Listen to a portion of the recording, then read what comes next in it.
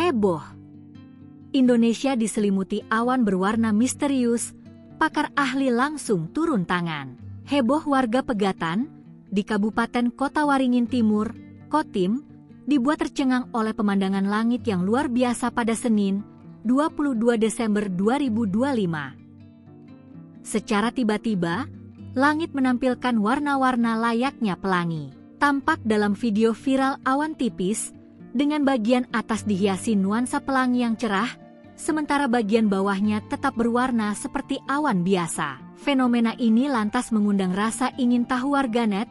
Banyak yang terkagum sekaligus bertanya apakah ini merupakan pertanda alam tertentu menjelang pergantian akhir tahun. Saya nggak nyangka fenomena ini muncul di Pegatan, Masya Allah, ungkap salah satu warga yang merekam momen itu. Pihak BMKG pun menjelaskan bahwa langit warna-warni yang muncul bukanlah pertanda bencana atau peringatan bahaya.